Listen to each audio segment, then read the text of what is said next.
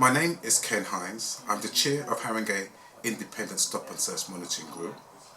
This week we are going up to Alexandra Palace to attend a young people's 4 days charity boxing event organised by the Haringey Community and Police Boxing Club and sponsored by William Hill.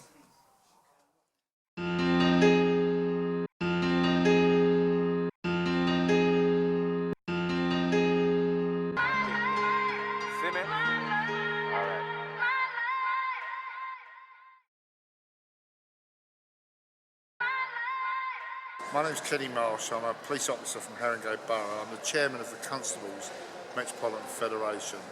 I'm running the event that we're standing at now in the Palm Court at Alexandra Palace.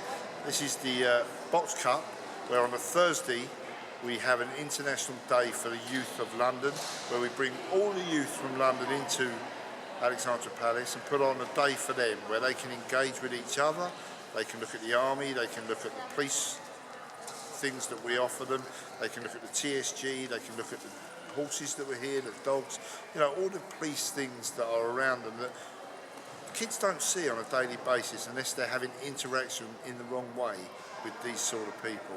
What I want them to do is be able to have interaction with the police at the right time so that they're having a friendly interaction and they can understand or start to understand what is the TSG, what does the TSG do on a daily basis, instead of blue lights, bang, I'm being stopped.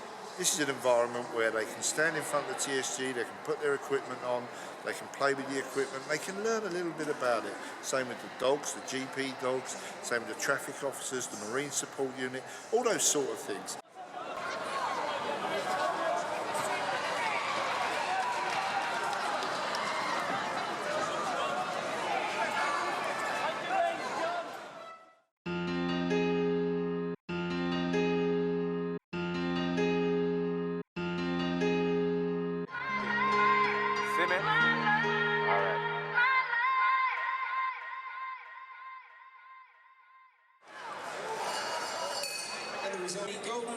Haringey Independent Stop and Search Monitoring Group is taking this opportunity, whilst there's so many young people in the palace, to interview them for our stop and search questionnaires and survey to gain a better understanding as to their views around stop and search encounters with the police.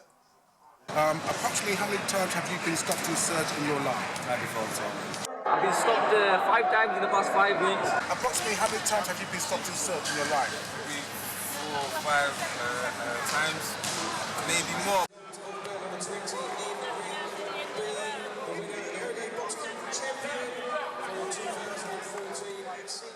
The young people who I talk to that's here today have got nothing but gratitude for this event that has helped turn their lives around in many cases and given them a positive focus on where to put their nervous energy. Boxing and working out is a way of actually channeling in a good place. So we're here to conduct these interviews and to also, as I said, to leave them empowered about knowing their rights. And know your rights, just because you know your rights doesn't mean you cannot get into trouble or you can't get arrested. But if you know your responsibilities along with your rights, then I believe you stand a good chance of minimising the chances of you being stopped and searched and arrested. And we're conducting a questionnaire and a survey around stop and search, about people who's been stopped and searched, or if they haven't been stopped and searched, what your views are. It depends. Sometimes, you know, they're a bit nice. Sometimes you get police officers that straight away you can tell they've already dodged you, and then they come with a certain attitude. In them situations, yeah, I don't feel good. I don't feel like I'm being treated fairly. Okay. Were you arrested the last time? No, I wasn't arrested the last time. But there's been times I have been arrested after being stopped and searched. And this is usually because maybe the way they've stopped and searched me, it gets into maybe a heated argument, and then, you know, maybe I'm up in their face or they're up in my face, and then, you know, right, you're arrested. So it's never ever been because, yeah, they found something on me or anything like that. It's something that's been created by the way they've stopped and searched. Okay, on a scale to 1 to 5, How much trust do you have that the police use their stop and search power fairly and without discrimination? 1 being very low, 5 being very high. I'll give it a 2. A 2? Yeah, that's a 2 because there's times where, you know, like I'm maybe in my car and then they've stopped me and then they'll say, you know, there's been a lot of robberies around the area, so what's that got to do with me? Is it because I'm in a nice car or I'm black, like, so I don't really trust their racial discrimination when they're stopping people, so yeah, you know what I mean? And lastly, any suggestion for how the police could improve young people's trust in them? What do they have to do? I don't know, because probably just come with more of a fair approach and, you know, to be honest, I don't think whatever suggestion I make, it will happen, but, you know, because everyone's got their racial discriminations in their head and they stick to it and they go by it, so, you know what I mean? There's nothing really I could say, but maybe if they can try and approach people more on a level playing field, like that would be more nicer. Do you know what I mean? Okay, that sounds like a respectful way. Yeah, do you know what I mean? In a more respectful way, and you know, give everyone a chance before you just come in and bombard people with your racial discrimination and acting up on it. So yeah, that's what I would say. That's brilliant. Yeah. Listen, thank you very much for No that. problem. Now I just asked you, can you just fill out this form? Yeah, that's fine. It's a principle. Not that I don't think it's going to change, but like you said, it's not going to happen overnight. But What it is, they've got procedures they've got to follow Yeah. that they don't follow. Record every stop and search. yeah. It quite clearly says in the rules that you're entitled to do what you're doing. Yeah. Right? So long as you're not intimidating them or interfering with it, obstructing their stop and search.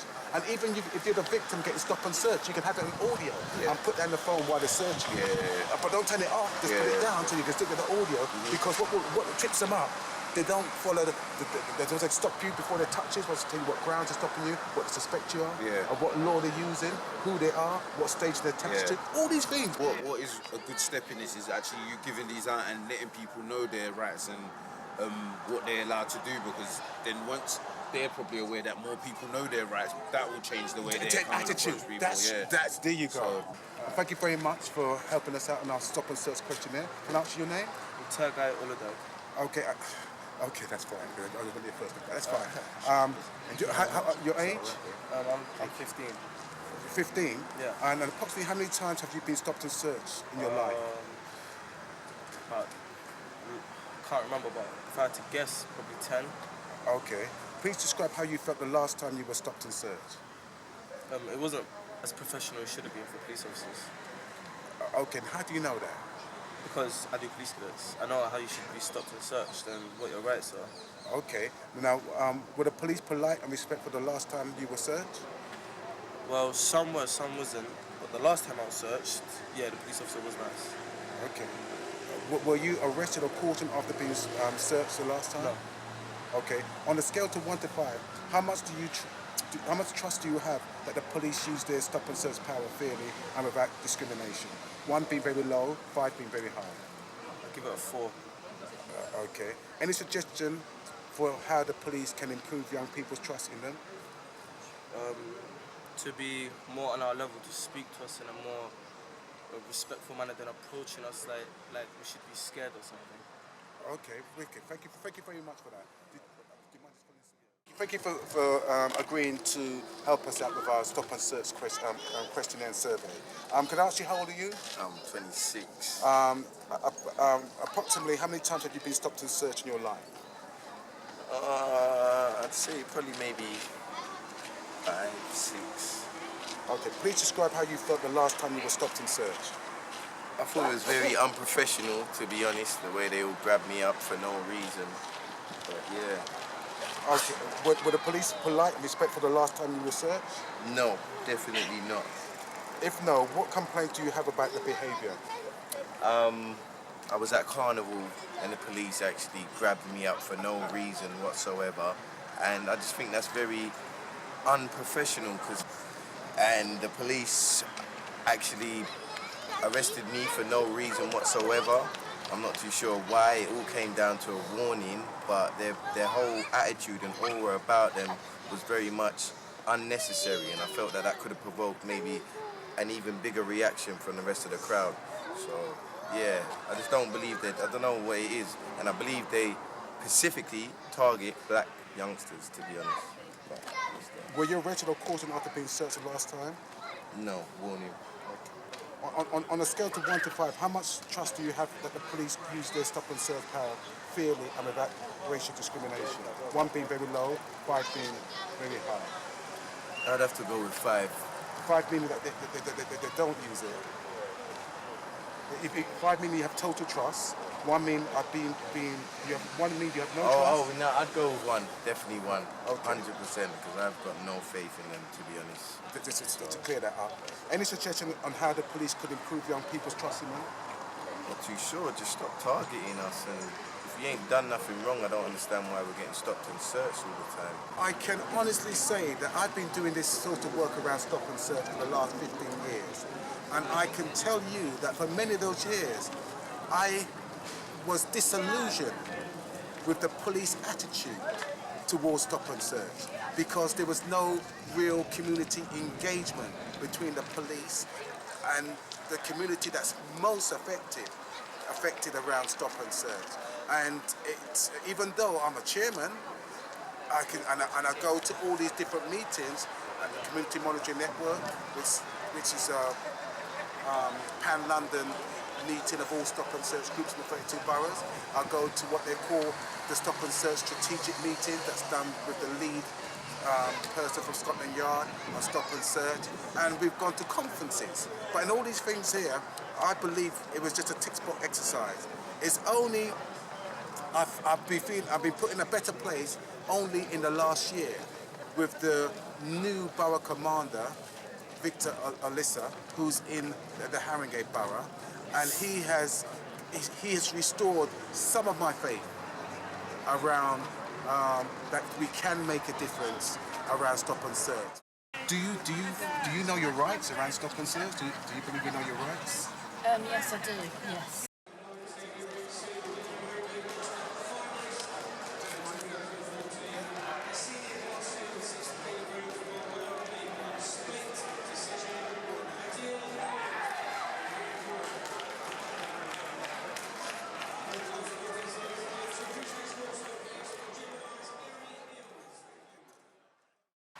I want to ask you these 6 questions. Approximately how many times have you been stopped and searched in your life? 10, I think. Okay. Please describe how you felt the last time you were stopped and searched. A bit confused as to why, but I was alright about it. Accepted. Yeah. Were the police polite and respectful the last time you were searched? Yeah. Yeah. What message would you give out to other young people about what they should be doing or could be doing? I think just find something that you want to believe in, that you work for, that you can do. Work hard for it. If you work hard, then there is literally nothing that you can't do. Okay. I don't think crime is a sensible route in any form. It literally just leads to bad ends. If you're not hurting yourself, you're hurting the ones around you. Haringey Independent Stop and Search Monitoring Group also has a website, haringeystopandsearch.co.uk. What's on that website? We have information, full information around know your rights. We also have other topics of interest around stop and search. We also have about past events that we've done around stop and search, workshops and other interviews with young people. And we also have a PDF file that you can download giving you a full explanation about your rights and your responsibility around a stop encounter.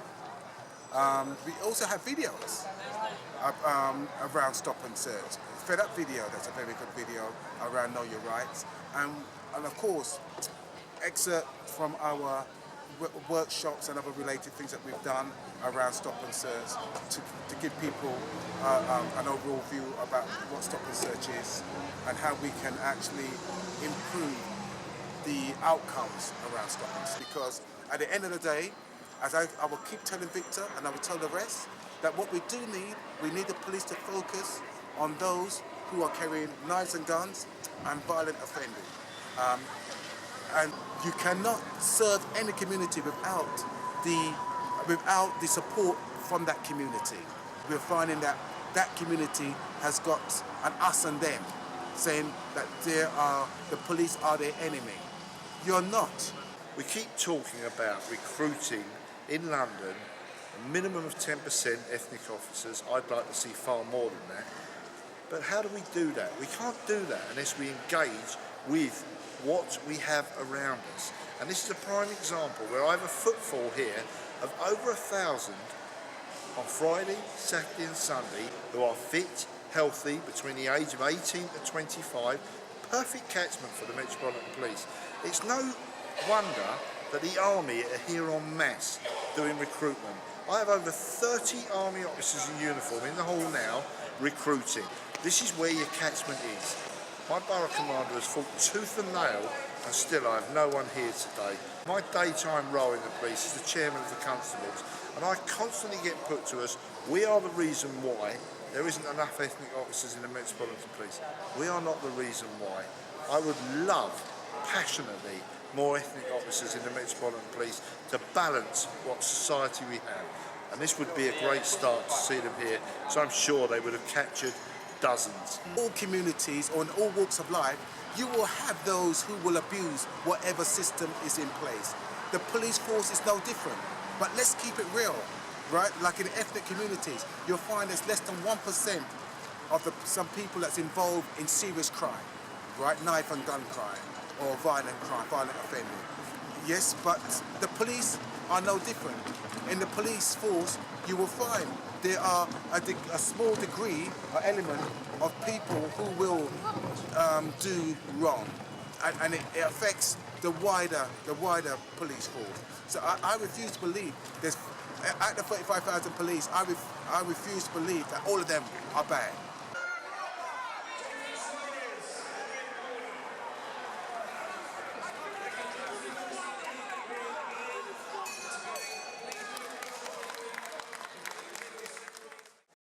We're now into the Saturday. We have the biggest international boxing tournament in Europe, run by Haringey Police and Community Boxing Club that I'm part of, which is in Tottenham High Road.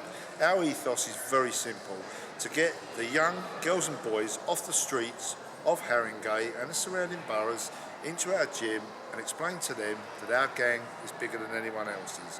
They can feel safe, they can enjoy the environment they're in, they can embrace each other's cultures. We have over 24 languages in our gym and they can start to grow up to be normal, civil people. That's what we want. Now, during the course of the day here at Alexandra Palace, we have a huge amount of young males and females, but more males. We have young ethnic minority people here as well, and I'm very sad that we don't have the recruitment stall here. Lots of young people, there's good humour, everyone is getting involved, and so I am in full support of what's happening here so that it becomes not a good thing but a great thing.